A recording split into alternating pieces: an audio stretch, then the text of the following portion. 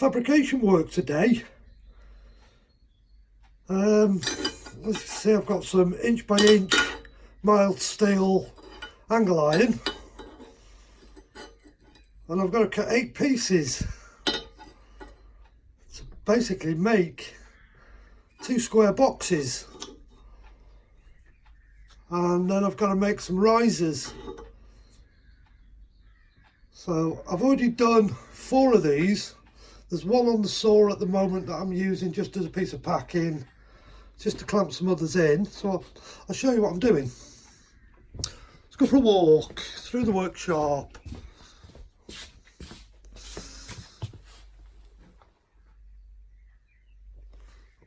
There's the 4th one. I'm only using it at the moment because I've got it clamped in the vise.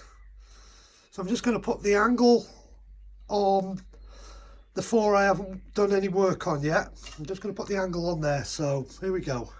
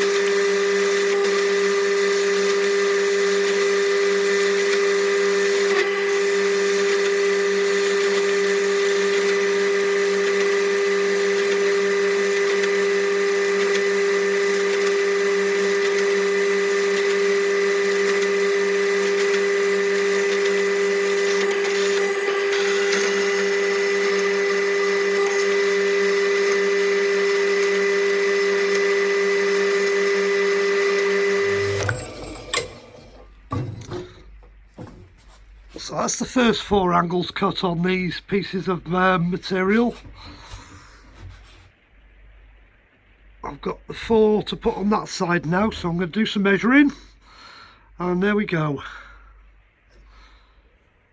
Right, to cut the other side I've got to do them all one at a time, and they've got to be held a slightly different way.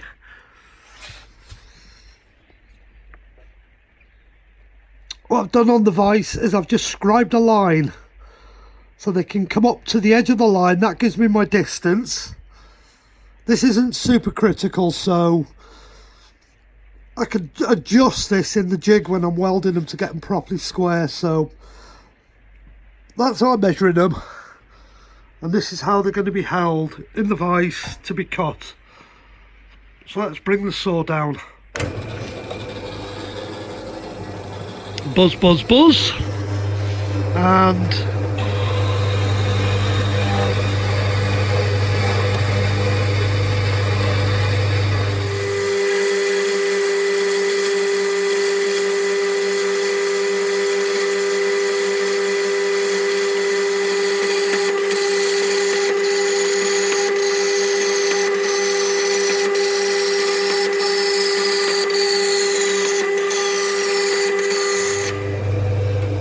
well, that's one down. Let's check it for sizing off one of the old ones, the original ones. I can't undo the vise, I'm just going to put you down.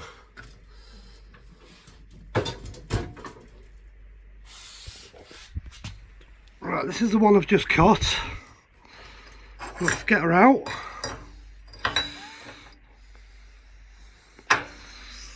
Let's get one that I've already cut and let's compare the size.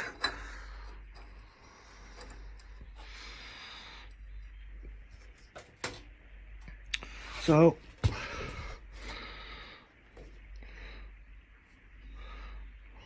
they're all the same size. That'll do me nicely. So I've got 3 more of them to do now. You get the idea. There's a bit more fab to do on this job, so I'm just cutting up all the material for now.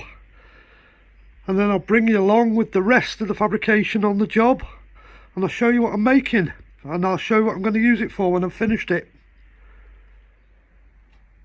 Well, we've cut the top and the bottom of the box now. 8 pieces with 45-degree angles on them that are eventually going to be all joined together and welded to create a top and a bottom for the box. I'm now going to cut these, the risers, to size. They're all going to be the same length, and they're going to go one in each corner on the outside, and then the top will be reversed and put on top, so it creates a box. So if anybody can guess why I'm making this box, please feel free to comment. I'm not going to give you any clues other than I'm in my workshop, not where I keep the Polaris. I'm in the workshop where most people come and find me most days, with my shaping machine, my gear machine, 1, 2, 3 furnaces, tempering ovens, sandblaster, metal bending, drill press, my linisher, another shaping machine, my TIG.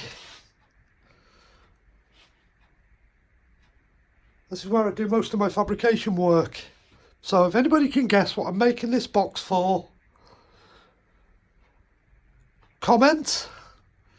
There is a clue in the video what I'm going to be using it for. I've shown you all the machines. It's going to be used with one of the machines.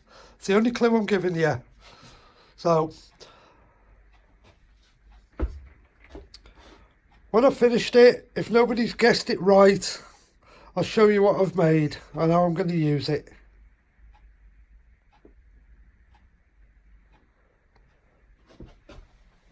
One machine I forgot to mention to you all when I was walking through the workshop is my air compressor. It's a tam rotor screw compressor, not a piston compressor. And believe it or not, that 200 litre tank there will fill it up in about 35 to 40 seconds. Now that's plumbed up in this workshop because it charges up the sandblaster. It also runs 3 machines in the other workshop. It gives us all the air for our lathes.